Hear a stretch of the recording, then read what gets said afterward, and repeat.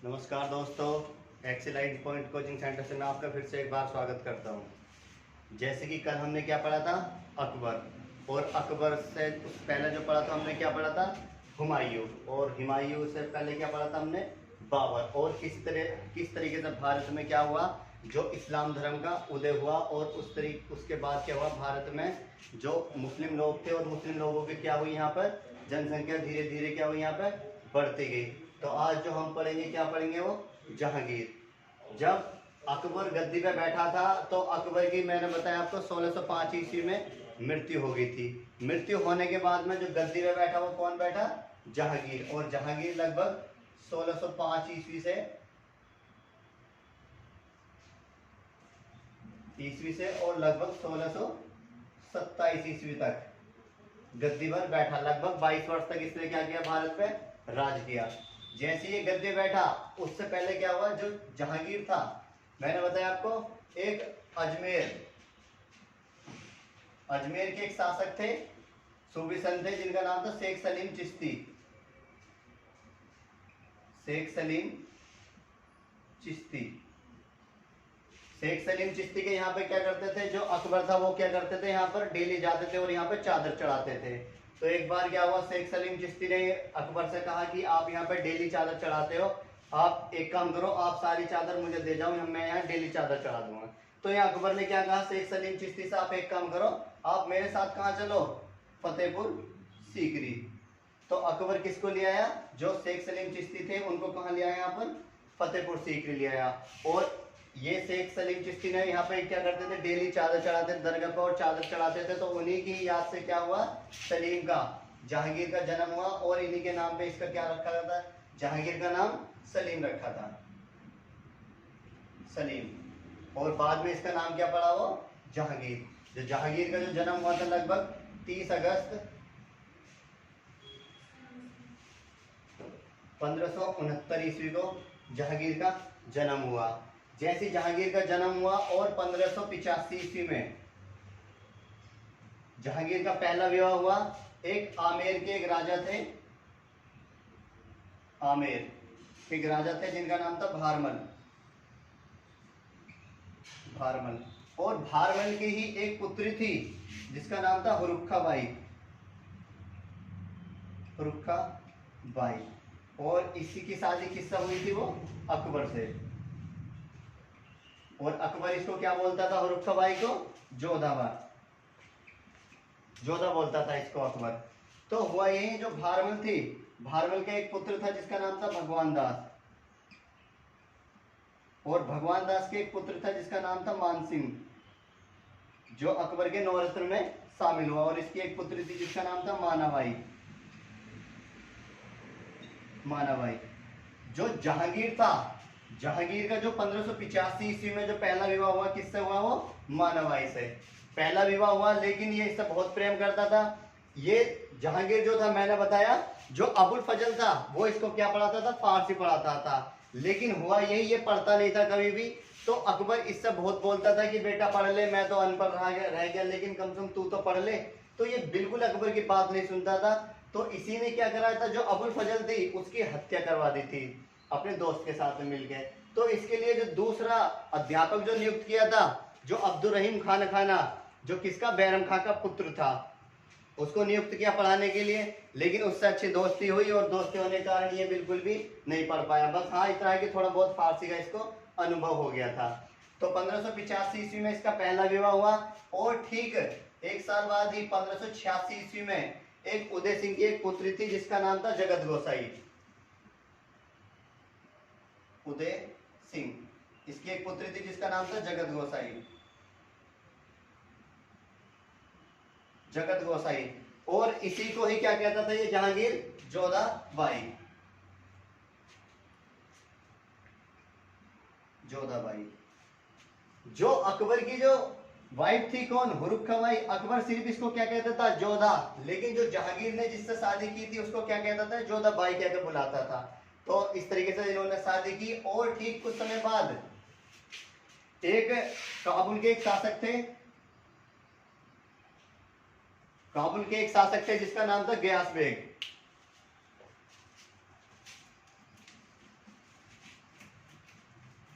Gas bag और gas bag जो थे उस समय के बताते कि बहुत अच्छे व्यक्ति और इतना ठीक ठाक उन्होंने मतलब शासक करते थे काबुल में। ग्यास बेग और ग्यास बेग की ही एक पुत्री थी जिसका नाम था मेहरुनिसा। मेहरुनिसा। तो हुआ यही, मेहरुनिसा का जो विवाह हुआ, ग्यास बेग ने एक अलीकुली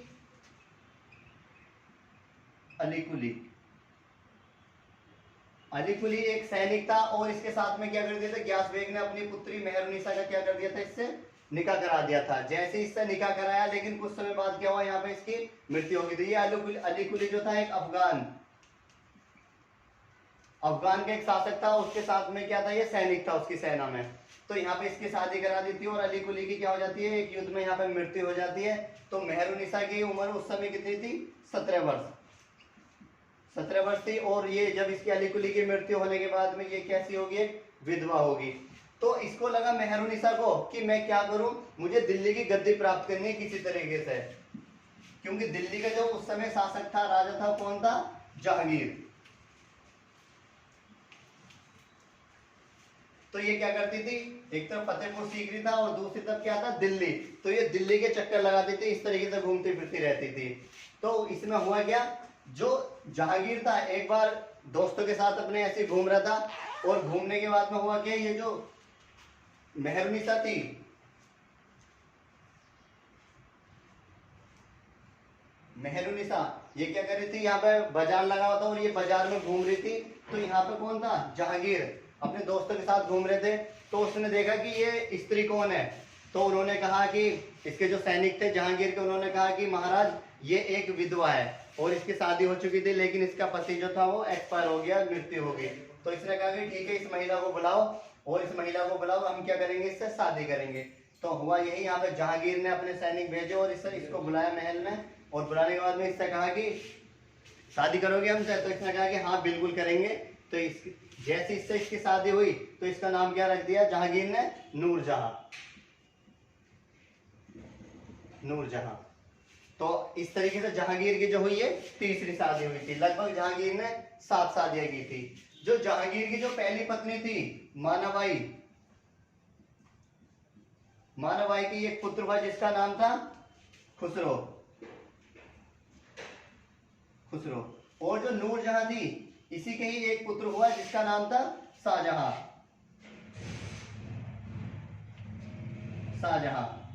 तो सबसे बड़ा पुत्र जो कौन था, खुसरो। अब जो मानाबाई थी, क्योंकि जो जहांगीर था ये हर समय क्या करता था, पी कर रहता था, रात दिन क्या करता था, मदिरा का पान करता था और दोस्तों में घूमता फिरता था।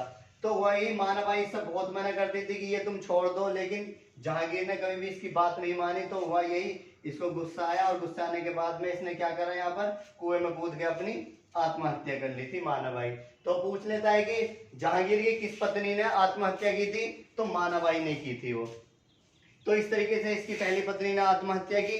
तो जो जहांगीर था सबसे ज्यादा प्रेम किससे करता था, वो नूरजहां से। नूरजहां से प्रेम करता था। नूरजहां इससे बोलती थी कि ये मदिरा का पान मत किया करो, इस तरीके से मत किया करो, लेकिन इसकी बात ये मानता भी था। लेकिन दारू छोड़ भी दी थी इसने, लेकिन फिर भी ये पीता रहता था। दोस्तों के साथ जैसे मिला वहीं पे ये पीनी प्रारंभ कर देता था। जो खुसरो था जहांगीर का बड़ा पुत्र, खुसरो।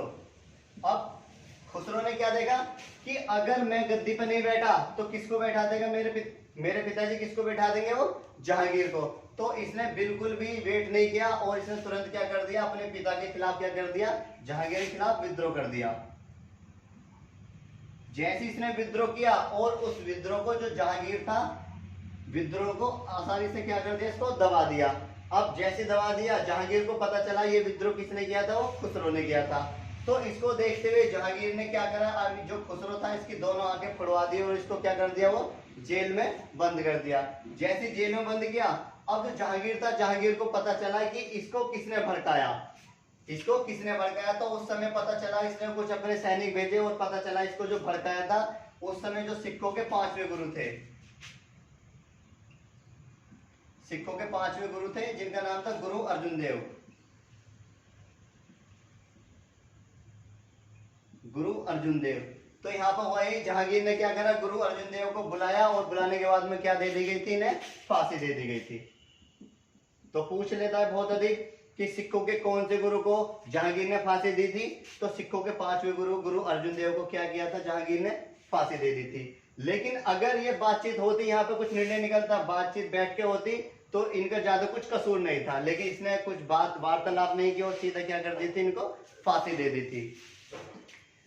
तो जो खुसरो था उसको जेल में बंद कर दिया। तो कुछ समय बाद जो था, जब शाहजहां गद्दी में बैठा और शाहजहां क्या कर देता है, जो खुसरो की क्या कर देता है, वो हत्या कर देता है। तो अहमदनगर पड़ता है,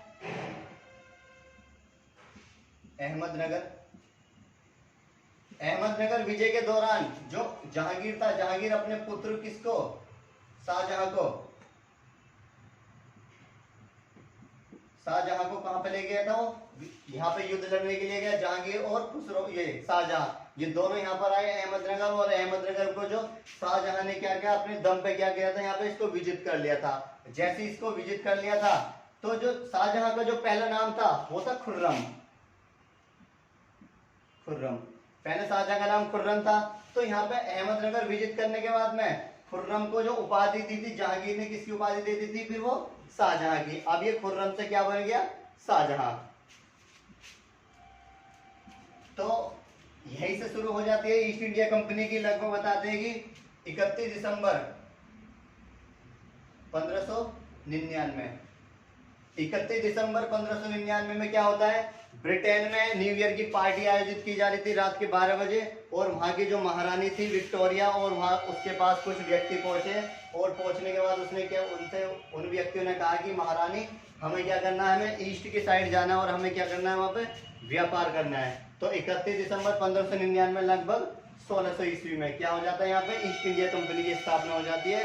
और ईस्ट इंडिया कंपनी की स्थापना होने के बावजूद तो उन्होंने कहा देखा था कि हमें भारत में क्या करना है, व्यापार करना है। तो जब यहाँ से कुछ लोग चले तो उन्होंने देखा कि उस समय जो भारत में लगभग 1599 या 1600 में किसका शासन था भारत में, अकबर का। तो अकबर एक विलासीन प्रवृत्ति का नहीं था बिल्कुल भी, क्योंकि वो मदिरा का पान नहीं करता था। तो उन्हें लगा, क्योंकि उस समय जो पहला व्यक्ति जो आया था भारत में, अंग्रेज जो आया था, पहला अंग्रेज मिल्टन हॉल,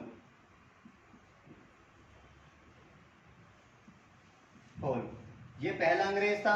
अब जैसे मिल्टन हॉल आया और इसने देखा कि शासक कौन था उस समय 1600 ईस्वी में, तो अकबर यहाँ शासक था। तो इसे लगा कि अगर हमने अनुमति अकबर से ली तो ये हमें कभी भी अनुमति नहीं देगा। तो यहाँ पे इन्होंने क्या करा, यहाँ पे अकबर का मरने का इंतजार किया, और जैसे अकबर की मृत्यु हुई, मृत्यु होने के बाद में अब तुरंत ही कौन आ गए यहाँ पर, जहांगीर के पास अंग्रेज आने लगे। और लगभग 1608 ईस्वी में 1608 ईस्वी में सबसे पहले जो व्यापार की अनुमति लेने के लिए आया वो है कैप्टन हॉकिंस। ये कंपनी के माध्यम से आया, और आने के बाद में सीधा कहां पर आया, वो जहांगीर के दरबार में। और जहांगीर के दरबार में आया। जो कैप्टन हॉकिंस था ये अंग्रेज था, तो इसको कैसी भाषा आती थी, वो अंग्रेजी ही आती थी। और जो जहांगीर था, जहांगीर को सिर्फ कौन सी भाषा आती थी, फारसी।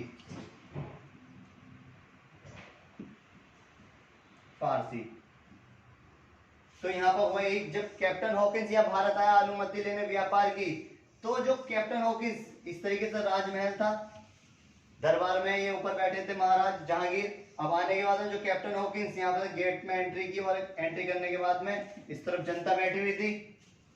आने के बाद में इसने कहा कि सर मे आई कम इन सर। तो इसे लगा जहांगीर को, पता नहीं इसने क्या बोल दिया अंग्रेजी में, कुछ समझ में नहीं आया। तो यहाँ पर कुछ चेले चपाटे थे, उन्होंने बताया कि ये सर ऐसा ऐसा अंग्रेज है, और ये कहाँ से आया, ये ब्रिटेन से आया, और इसका नाम क्या है, कैप्टन हॉकिंस है। तो 1608 ईस्वी में आया। लेकिन हुआ ये यहाँ पे इसकी पता चला, और इसने क्या किया था, यहाँ पे कंपनी के माध्यम से व्यापार की अनुमति लेने के लिए आया था। लेकिन जहांगीर ने क्या कराया था, इसको व्यापार की अनुमति नहीं दी, और इसको लगभग 400 रुपए का मनसब देके और इसको कहाँ भेज दिया था, सीधा अपने ब्रिटेन भेज दिया था। क्योंकि भारत में अगर व्यापार की अनुमति लेनी थी तो जहांगीर को कौन सी भाषा आती थी, फारसी। उसको फारसी भाषा में मनाने के लिए ये अनुमति जरूरी थी इनको लेनी। तो हुआ ये यहाँ पे। उसके बाद लगभग 1615 ईस्वी में एक व्यक्ति और नियुक्त किया जाता है ब्रिटेन से ही, जिसका नाम था sir Thomas Roe. Sir Thomas Roe. और ये व्यक्ति अच्छे से खूब फारसी भाषा सीख कर आया, और सीखने के बाद में सीधा कहां पर आया, जहांगीर के दरबार में। और जहांगीर के दरबार में जैसे आया और इसने फारसी भाषा में क्या करा, यहाँ पे जहांगीर से व्यापार की अनुमति ली, और इसने जहांगीर ने इसको क्या कह दिया, व्यापार की अनुमति दे दी। और देने के बाद में इसने कहा लेकिन व्यापार तो आप करोगे, लेकिन आप कैसे व्यापार करोगे, दिन ही दिन में करोगे। इसने कहा सर टॉमस रो ने चलो कोई नहीं, व्यापार की अनुमति तो मिली, धीरे धीरे और भी सुविधा मिल जाएगी। तो व्यापार की अनुमति मिली, और ये सर टॉमस रो व्यापार की अनुमति लेकर चला गया, और यहाँ पे कुछ लोग आने लगे। तो उससे पहले ही 1498 ईस्वी में भारत की समुद्री मार्ग से खोज की थी वास्को डी गामा ने। 1498 ईस्वी में, जब 1498 ईस्वी में जब पुर्तगाली आए थे, पुर्तगाली कौन, Vasco D gamma. Vasco D gamma, जैसे वास्को डी गामा आया, इसने क्या की थी, भारत की खोज की थी समुद्री मार्ग से। जब ये आया तो ये कहां पर आए थे, नीचे आए थे केरल में, और ये धीरे धीरे दक्षिण भारत की तरफ से ऊपर उत्तर भारत की तरफ बढ़ने लगे। तो ये क्या करते थे, यहाँ पर बहुत ज्यादा है, ये तंबाकू का प्रयोग करते थे। तो इन्हें लगा कि हम उत्तर भारत दक्षिण भारत में तो व्यापार करते हैं, तो हम क्या करें, हमें उत्तर भारत में व्यापार करना है, किसका, तंबाकू का, और जो भी व्यापार होता है। तो हुआ यही, यहाँ से वास्को डी गामा तो चला गया था 1498 में, लेकिन फिर 1502 ईस्वी में फिर से आया, और आने के बाद में यहाँ पर कुछ और भी बहुत सारे लोग आए थे, लगभग 1300 प्लस, और वो दक्षिण भारत में क्या करते थे, वो व्यापार करते थे। तो नीचे यहाँ पे पुर्तगाली आ गए, और ऊपर कौन आ गए थे, वो अंग्रेज आ गए थे। तो जब अकबर की मृत्यु होने के बाद में जो पुर्तगालियों ने इंतजार करा कि अकबर की मृत्यु होने के बाद में गद्दी पर कौन बैठेगा, फिर जहांगीर। और जैसे जहांगीर बैठा, और सीधे पुर्तगाली कहां पर आ गए, वो उत्तर भारत की तरफ बढ़ने लगे। और बढ़ने के बाद में जहांगीर के दरबार में पहुंचे, और पहुंचने के बाद में जो पुर्तगाली थे पहुंचे, और पहुंचने के बाद में इससे कहा कि पुर्तगालियों ने कहा कि महाराज आप इतने परेशान क्यों रहते हो। तो यहाँ जहांगीर ने कहा कि क्या बताऊं, मैं मदिरा का पान बहुत करता हूं, मैं शराब पीता हूं, और जो मेरी पत्नी है कौन, मेहरुनिसा नूरजहां, वो क्या करती है, बहुत गुस्सा करती है, और वो नहीं मानती। तो ये कहते हैं पुर्तगाली कि महाराज हमारे पास एक ऐसी दवा है जिसको आप खाने के बाद आप क्या करोगे, सीधा ये मदिरा छोड़ दोगे, शराब आप बिल्कुल छोड़ दोगे। तो इसने कहा जहांगीर ने, चलो बहुत अच्छी बात है, क्या है ये, हमें भी दो, हम देखेंगे क्या। तो हुआ ये, जो पुर्तगाली थे इन्होंने भारत में किसका प्रचलन किया था, वो तंबाकू का, तंबाकू का प्रचलन किया। अब हुआ ये, जो पुर्तगाली बहुत तेज दिमाग के थे, तो इन्होंने क्या किया, लिया तंबाकू, और तंबाकू लिया, हाथ पर लगाया, और उसमें अच्छा सा चूना कत्था भर दिया, और भरने के बाद में और दे दिया इसको जहांगीर को। जहांगीर ने क्या करा, वो अपने डाल के नीचे दबा लिया। जैसे दबाया, अब जहांगीर का तुरंत ही मूड फ्रेश हो गया, बढ़िया मूड हो गया। इसने कहा कि कहां से लाते हो ये सब। तो उन पुर्तगालियों ने कहा कि हम कहां से लाते हैं, पुर्तगाल से लाते हैं, लेकिन वहां से लाते हैं। तो जहांगीर ने कहा कि ठीक है वहां से लाओ, और लेकिन अब इसकी खेती कहाँ करो, वो भारत में ही करो। तो जहांगीर, ये पुर्तगाली कहने लगे हम भारत में तो ये तंबाकू की खेती कर लेंगे, लेकिन इसके लिए आपको व्यापार की अनुमति देनी पड़ेगी। तो इसने कहा कि ठीक है, यहाँ पे व्यापार की अनुमति आप भी ले लो। तो पुर्तगालियों को तंबाकू का खेती जो करने की अनुमति दी थी, वो किसने दी थी, वो जहांगीर ने। और ये भी पूछ लेते हैं कि जो तंबाकू की खेती का प्रचलन किया था, वो किसने किया था, वो पुर्तगालियों ने। किसके शासन काल में किया था, तो वो जहांगीर के शासन काल में किया था। तो इस तरीके से जो पुर्तगाली थे, उन्होंने क्या किया, भारत में तंबाकू का प्रचलन किया।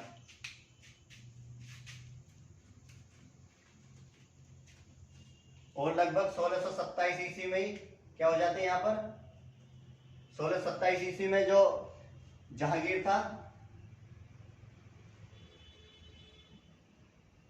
जहांगीर की 1627 ईस्वी में ज्वर आने के, बुखार आने के कारण क्या हो जाती है, यहाँ पे इसकी 1627 ईस्वी में मृत्यु हो जाती है। लेकिन इसकी जो पत्नी थी कौन, नूरजहां।